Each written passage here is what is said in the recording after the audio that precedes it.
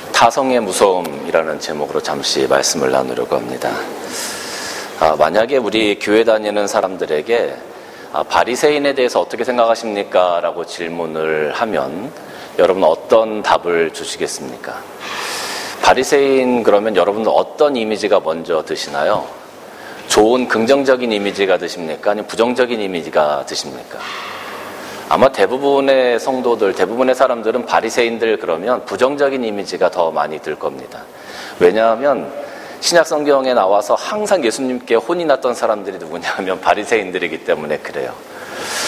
그런데 이 바리새인들의 그 시작과 역사를 좀 이렇게 살펴보면 예수님께 혼이 나는 꾸중 듣는 바리새인들의 모습이 너무나 안타깝다라는 것을 우리가 한번 발견하고 또 생각하게 되어집니다.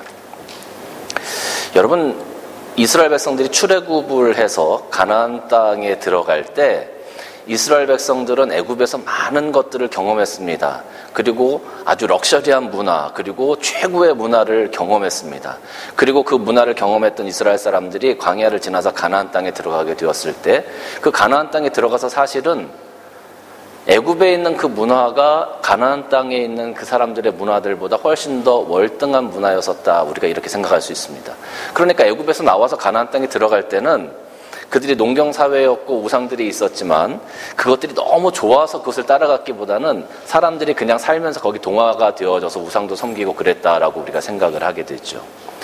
그런데 문제는 언제부터 생겼냐 하면 바벨론 포로기 때부터 문제가 생기기 시작합니다. 이스라엘 백성들이 살고 있는 그 가나안 땅에서 오랜 시간을 살다가 바벨론이라는 제국들이 일어납니다. 그리고 아수르라는 제국들이 막 일어나죠. 그런 제국들이 일어나서 이 제국을 넓혀가기 위해서 많은 땅들을 점령해 가는데 이스라엘이 살고 있었던 그 땅들도 이 바벨론이나 아수르나 큰 제국들에 속국이 되었어요. 그리고 많은 사람들을 바벨론이나 아수르 쪽으로 다 잡아갑니다. 그래서 70년 만에 바벨론으로부터 돌아오게 되어지죠. 그런데 문제는 그렇게 이스라엘 땅에서 살다가 나중에 제국들이 생겨서 다 잡혀가서 보니까 그 땅, 바벨론에 있는 문화가 너무 화려한 거예요. 이방 문화가 이스라엘 사람들 자기가 지켜왔던 그런 문화들이나 생각들이나 삶보다 훨씬 더 월등한 거예요. 너무나 화려한 거죠.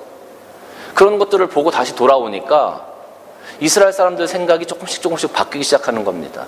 또 헬라 문화가 창성해집니다. 헬라 철학들, 정말로 우리가 생각하지도 못했던 그런 철학들이 나오고 그런 생각들이 나오고 그런 이론들이 나옵니다. 우리는 이스라엘 백성들은 여전히 하나님만 보고 하나님만 최고다, 하나님께 제사 드리는 것, 하나님께 예배 드리는 것만 집중해서 그것을 중심으로 살아왔었는데 헬라 문화가 막 들어오기 시작하니까 이것은 우리가 지금 생각했던 것과 너무 다른 어떤 일들이 생겨나게 되는 거죠.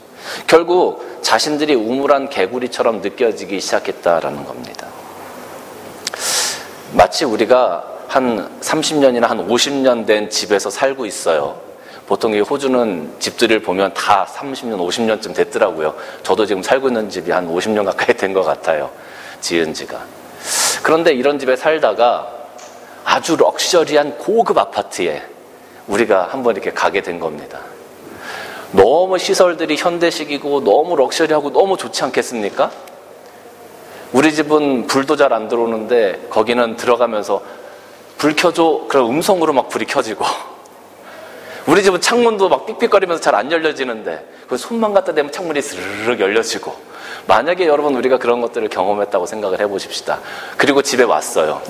집에 와서 우리 집을 바라보면서 우리 집 왜 이러지? 이거 어떻게 하지? 그런 생각 우리가 들 거 아닙니까? 이스라엘 백성들의 삶이 그랬다는 거예요. 훨씬 더 우월한 문화들을 접하다 보니까 율법을 지키고 살았던 이스라엘 백성들이 고민에 빠지기 시작했어요. 야, 이거 우리가 율법을 계속 지키면서 이렇게 살아야 되는 거냐? 어떻게 사는 것이 정말로 우리가 잘 살아가는 걸까? 하나님께서는 안식일을 지키라고 하시고 부정한 것들 만지지 말라고 하시고 금식도 하라고 하시고 기도도 하라고 하시고 이웃 구제도 하라고 하는데 우리가 하나님 말씀만 가지고 살다 보면 야, 이거 우리는 완전히 뒤떨어져가지고 우리는 완전히 도태되겠는데? 이런 생각들이 들기 시작하는 거죠. 그러면서 사람들 사이에 혼란이 생겨지기 시작합니다. 이걸 받아들여야 된다. 아니다. 이거 우리 걸 지켜가면서 조금만 받아들여야 된다. 아니다. 완전히 이거는 다 이방 문화니까 철폐해야 된다. 우리는 이것을 받아들이면 안 된다. 여러분, 우리가 처음에 그 미국의 제너럴 셔먼호나 이런 것들이 그 개항 초기에 왔을 때 사람들이, 우리나라 사람들도 그랬죠. 야, 이거 미국의 선진물 이런 거 받아들여야 돼. 그런 사람들이 있었고, 아니야, 우리 전통 걸 지키면서 조금만 받아들여야 돼. 아니야, 딱 막아야 돼. 우리 대한민국은 쇄국 정책을 폈던 대원군이 이겼잖아요. 그래서 딱 막았잖아요. 우리는 그렇게 했지만 이스라엘 백성들은 이 당시만 해도 왕이 없었어요. 그것을 주도해 나갈 수 있는 그런 어떤 세력들이 없었어요. 그러니까 백성들이 네 말도 하고 내 말도 하고 서로 막 혼란스러운 겁니다. 정말로 하나님 앞에서 어떻게 우리가 살아가야 할지를 심각하게 고민하는데 거기에 대해 솔루션을 제공해 줄 사람들이 없었다라는 거예요. 그때 그런 솔루션을 문구로 만들어서 백성들을 교육하고 백성들에게 내주었던 사람들이 누구냐 하면 바로 바리새인들이었습니다. 바리새인들은 어떻게 하면 우리 성도들이, 우리 백성들이 하나님 앞에서 최선의 삶을 살아갈 수 있을까? 그리고 저들의 고민이 무엇인가를 고민하고 그것을 생각하고 거기에 맞춰서 하나님께 기뻐하시는 삶을 어떻게 살아갈 수 있을까를 솔루션을 제공해 준 사람들이 바리새인들이었다는 거예요. 그러니까 이스라엘 백성들은 자신들의 가려운 곳을 긁어준 사람이 누구냐? 바로 바리새인들인 거예요. 그러니까 당연히 바리새인들이 그렇게 이야기하고 가르쳐주고 그러면서 그런 삶을 살았어요. 삶의 모범을 보여줬어요. 여러분, 만약에 우리 가운데, 우리가 살아가는 삶 가운데 그런 사람이 있다고 하면 여러분 그 사람을 존경하시겠습니까? 아니면 그 사람을 존경하지 않겠습니까? 당연히 존경할 거 아닙니까? 바리새인들이 백성들의 존경을 많이 받았습니다. 백성들이 고민이 있으면, 삶에 고민이 있으면 그것을 가지고 바리새인 앞에 가서 이것을 어떻게 해야 하는지 충고를 듣고 그들의 경험을 듣고 그들의 이야기를 들었어요. 그래서 이 바리새인들이 금식이나 기도나 구제나 이방인에 대해서나 안식일을 지키는 거나 이런 부분에 대해서 많은 세부 사항들을 만들어서 백성들에게 알려줬다라는 거죠. 우리가 가만히 생각해 보면, 아니 굳이 그럴 필요 있나요? 하나님께서 십계명도 주시고 율법도 주시고 다 주셨는데 뭐하러 그런 어떤 조문들, 규례들을 만들어야 되나요? 근데 여러분 생각해 보세요. 우리도 헌법이라는 게 있어요. 근데 헌법에는 자세한 것들이 다 나오지 않아요. 여기 하나님께서 주신 그 율법에도 안식일을 거룩하게 지켜라. 그리고 안식일에 대해서는 이런 거다. 몇 가지 조항이 나오지만 세밀한 것에 대해서는 나오지 않는다는 거예요. 안식일에 사람이 죽어가. 그럼 이 사람을 살려야 돼, 말아야 돼? 안식일에 여행을 가다가 안식일이 걸리면 어떻게 해야 돼? 이런 세밀한 것들이 나오지 않는다는 거죠. 심지어 그 로마 군들이 이스라엘을 쳐들어와서 이스라엘과 전쟁을 할 때 이스라엘 백성들이 그 신약 배경사를 보면 이스라엘 백성들이 안식일이 됐어요. 근데 안식일에는 전쟁을 해야 될까요? 말아야 될까요? 이스라엘 백성들은 안식일은 거룩하게 지키는 거예요. 하나님께 예배드리는 날이에요. 그러니까 일하지도 말고 아무것도 하지 않는데 전쟁을 해야 돼, 말아야 돼? 이스라엘 백성들이 전쟁을 포기했어요. 그럼 로마 군들이, 야, 쟤네들 안식일이라 전쟁 안 한대. 우리도 쉬었다가 다음 날부터 전쟁하자. 그랬을까요? 로마 군들이 그냥 쳐들어서 다 죽였습니다. 이스라엘 백성들 그때 다 죽었어요. 칼을 들 수 있었지만 들지 않고 그냥 다 죽었다는 거예요. 안식일을 지키기 위해서. 그러니까 이스라엘 백성들이 고민이 되는 거죠. 이러다 진짜 다 죽겠다, 우리. 어떻게 해야 되냐?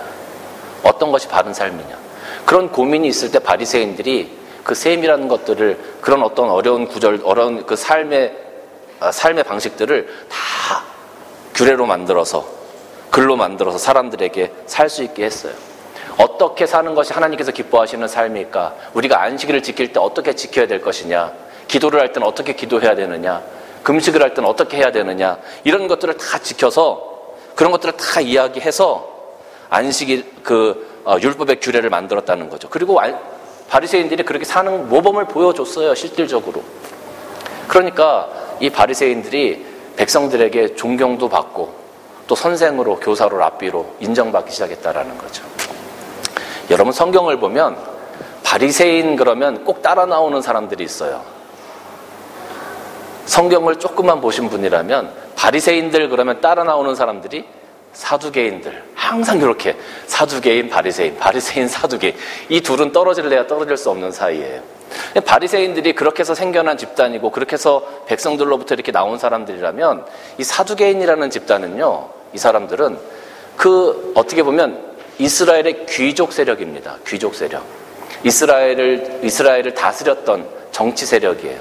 귀족들이고 이 사람들은 예루살렘 성전을 중심으로 했고, 그런데 한 가지 이상한 게 있어요. 사두개인들은요, 천사도 믿지 않았고 부활도 믿지 않았어요. 영도 믿지 않았어요. 그런데 성경 말씀 보면 부활도 나오고요, 천사도 나오고요, 영도 나와요. 바리새인들은 이 성경 말씀을 위주로 살았으니까 천사도 믿었고 영도 믿었고 부활도 믿었어요. 근데 사두개인들은 안 믿었어요. 왜 안 믿었을까요? 똑같은 성경을 보고 성경을 해석하는데 왜 안 믿었을까요?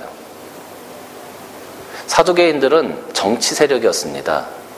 이스라엘의 귀족들이었고 이스라엘을 이끌고 가는 정치 세력이었어요.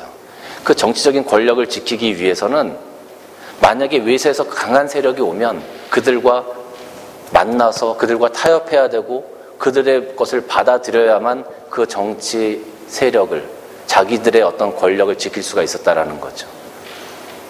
그러니까 이 헬라 문화가 막 들어오는데, 헬라의 강대국들이 막 오는데 그거를 우리가 성경 말씀만 가지고 살면 다 죽게 생긴 거예요. 그러니까 어떻게 해야 되겠어요? 그들과 타협을 하는 겁니다. 헬라 문화는 영도 없어요. 부활도 없어요. 천국도 없어요. 그러니까 이 사두개인들은 그 헬라 문화를 그대로 받아들인 거죠. 자기들의 것을, 기득권을 지켜나가기 위해서. 그러니까 이 사두개인들은 하나님을 믿는 사람들이면 분명해요. 이스라엘을 이끌어가는 어떤 귀족들이면 분명해요. 그럼에도 불구하고 모양만 이스라엘 백성들이었다라는 거죠. 그러니까 백성들이 사두개인들을 좋아했겠어요? 별로 안 좋아했어요. 그들의 교훈도 별로 안 좋아했어요.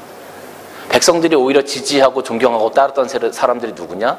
바리새인들이었다라는 거죠. 그러니까 바리새인의 이 위치가 굉장한 겁니다. 한번 넘겨주세요.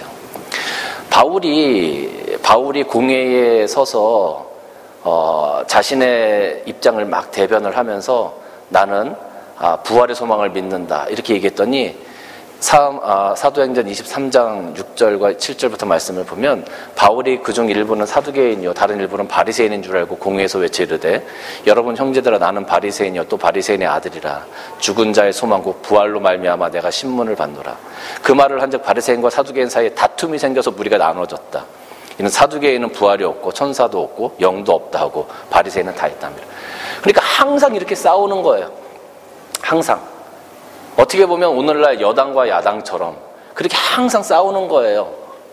그런데 백성들은 바리새인의 편을 더 들어줬죠. 왜냐하면 바리새인들이 더 존경받을 만하고 그들이 더 양심적이었고 그들이 더 신앙적이었고 그들의 삶이 본받을 만했기 때문에.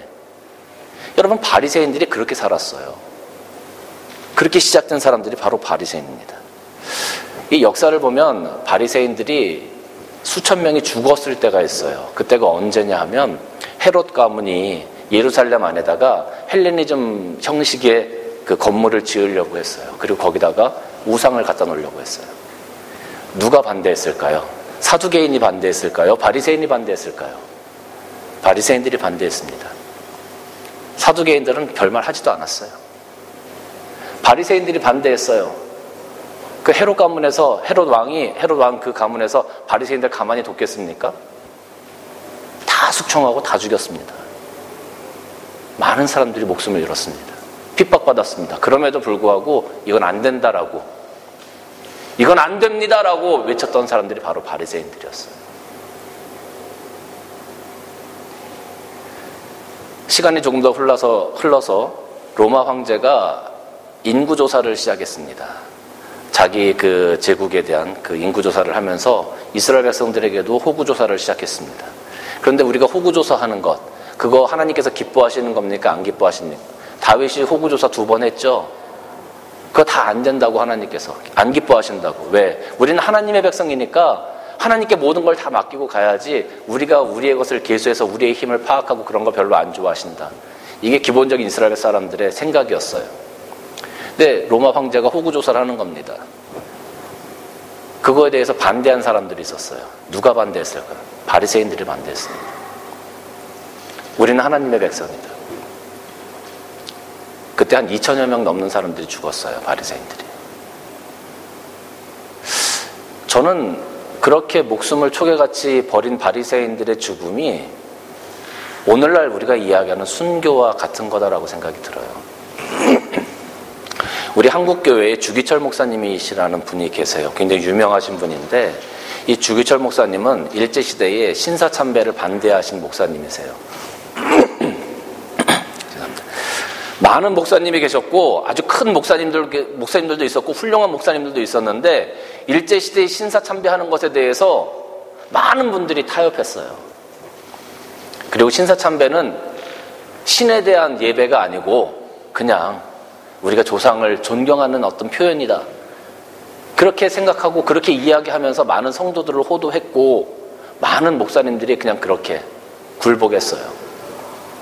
근데 몇몇 목사님, 그중에 주기철 목사님은 이건 안 된다.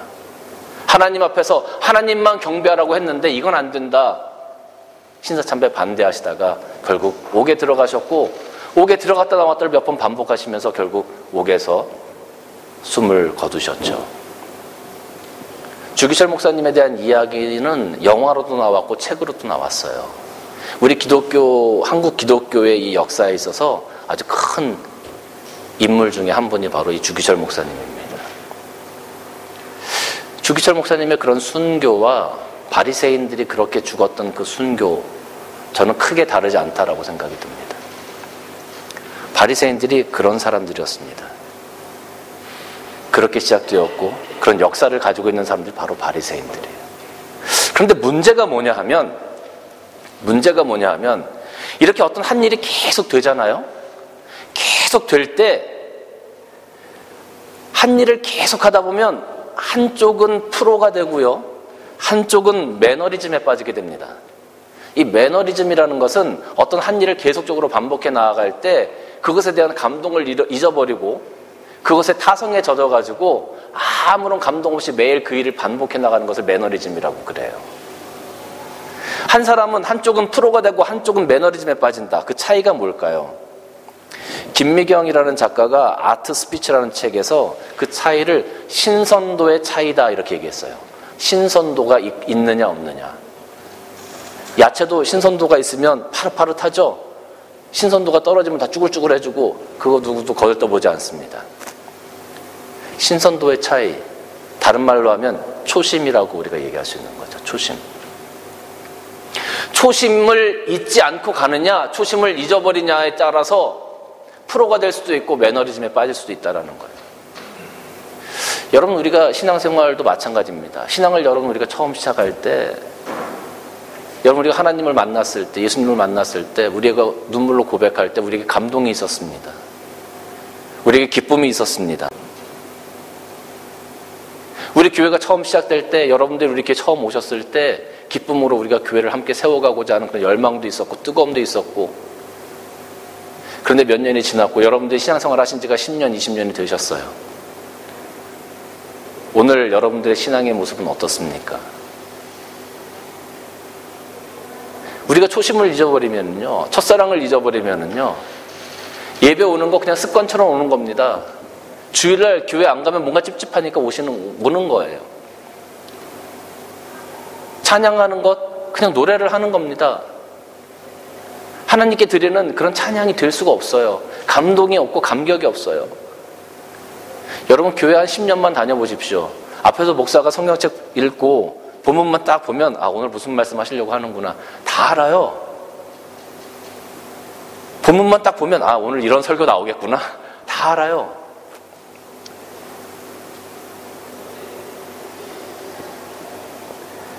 초심을 잃어버리면 설교가 감동이 없습니다.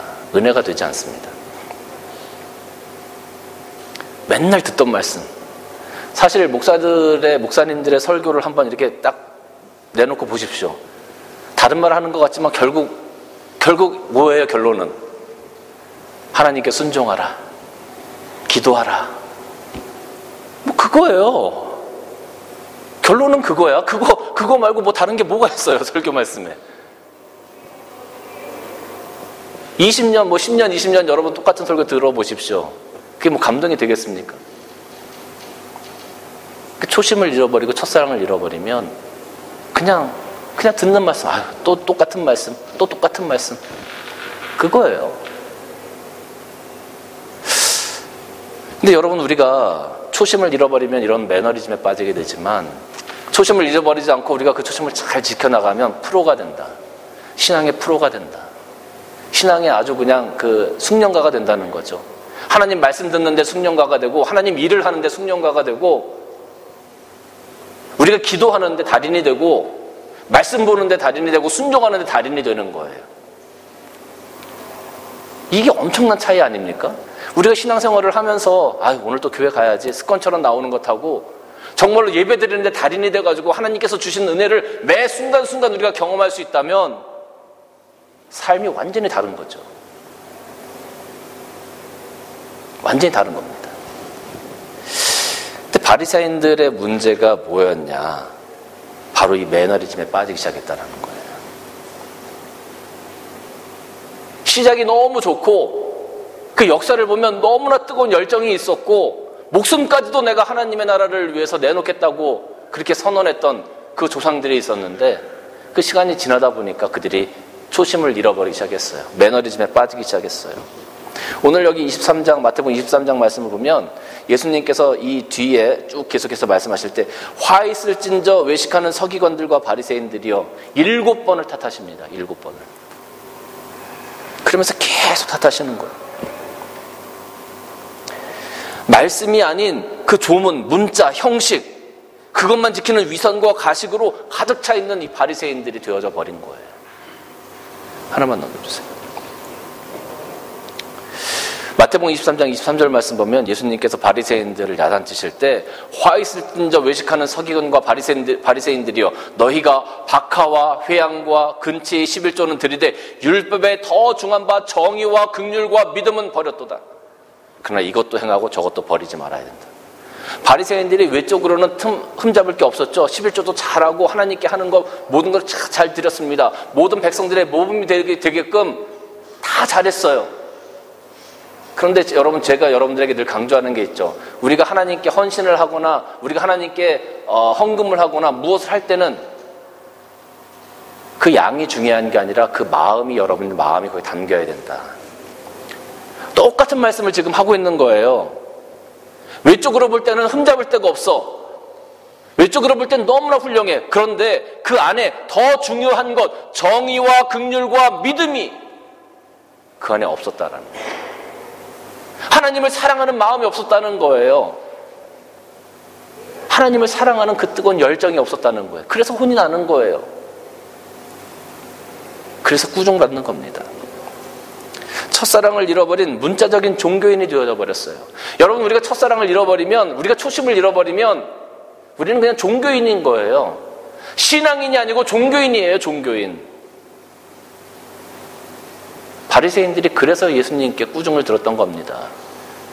너희들은 하나님을 사랑하는 신앙인이 아니고 종교인이 되어버렸어. 첫사랑을 잃어버렸어. 매너리즘에 빠져버렸어. 그래서 예수님께 혼이 난 겁니다. 그들의 처음 시작과 그들의 역사는 얼마나 아름다웠습니까? 얼마나 존중받을 만하고 존경받을 만했습니까? 많은 백성들이 우러러볼 만했습니다. 그런데 지금 바리새인들의 모습은 아무것도 아니에요. 지금 바리새인들의 모습은 오히려 예수님께 꾸중받는 그런 모습으로 전락하고 말았다라는 거죠. 한 잔만 더 보여주세요. 예수님께서 바리새인들에게 야단치시면서 화 있을진저 외식하는 서기관과 바리새인들이요, 회칠한 무덤 같으니 겉으로는 아름답게 보이나 그 안에는 죽은 사람의 뼈와 모든 더러운 것이 가득 찼다. 이와 같이 너희도 겉으로는 사람들에게 옳게 보이되 안으로는 외식과 불법이 가득하다. 여러분, 회칠한 무덤, 이스라엘 나라 같은 경우는 우리는 이렇게 그 분묘를 만들지만 이스라엘 땅에다가, 여기 호주도 마찬가지지만 이렇게 평지장을 합니다. 평장을 하는데 그거를 사람을 이렇게 만들어서 무덤을 이렇게 딱 만들어 놓으면 그게 무덤인지 아닌지 확인이 안 되는 거예요, 그 당시에. 그래서 그 위에다가 휘치를 이렇게 하는 겁니다. 휘치를 해서 이거 무덤이라는 표시를 하는 거예요. 그런데 그 표시를 하는 것이 점점 발전하면서 점점 더 예쁘게 꾸며지게 되어지는 그런 일들이 생겼죠. 그래서 이거 무덤이구나. 무덤 참 예쁘게 잘 꾸며놨네. 우리도 무덤 같은 데 가면, 산소 가면 어쨌든 예쁘게 잘 꾸미려고 뭐 이것저것 장식도 하고 하지 않습니까? 마찬가지입니다. 그렇게 해놓는 겁니다. 그래서 바리새인들이 그 휘칠한 무덤처럼 겉으로는 아름답게 보이는 거예요. 겉으로는 잘 꾸며놨어. 근데 그 무덤 안에는 뭐가 있습니까? 그냥 썩어 빠진 육신, 뼈, 이런 것밖에 없잖아요. 그러니까 겉으로는 너희가 칭찬받을 만하고 겉으로는 아름답지만 그 속에 하나님을 사랑하는 마음이 없어. 그 속에 하나님을 향한 열정이 없어. 그 속에 첫사랑이 없어. 초심을 잃어버렸어. 그래서 예수님께 혼이 난 겁니다. 사랑하는 성도 여러분, 우리가 하나님 앞에 예배를 드리고 헌금을 드리고 봉사를 하고 헌신을 하고 심지어 선교 헌금을 보낸다 하더라도 그 안에 우리가 하나님에 대한 사랑이 없으면, 예수 그리스도의 이름으로 이 모든 것들을 감당하겠노라는 그 결단이 없으면 그건 아무것도 아닌 거예요. 결국 내 의의를 세우는 거예요. 결국 그것이 겉으로는 사람들에게 옳게 보이되 안으로는 외식과 불법이 가득한 모습이라는 거죠. 사랑하는 성도 여러분, 매너리즘에 빠지는 것이 이렇게 위험합니다. 이렇게 무섭습니다. 타성에 젖는 것이 이렇게 무서운 겁니다. 저는 오늘 우리 교회가, 그리고 여러분들이 타성에 젖지 않고 오늘 우리에게 이 말씀을 통해서 우리가 찾아야 하는 새 첫사랑을 다시 한번 찾아서 하나님 앞에 충성하고 이렇게 세워지는 여러분들과 우리 교회가 되시기를 주님의 이름으로 간절히 축원합니다. 기도하시겠습니다. 주님 감사합니다. 오늘 말씀을 통해서 우리가 첫사랑을 다시 한번 회복해야 함을 깨닫게 되어집니다.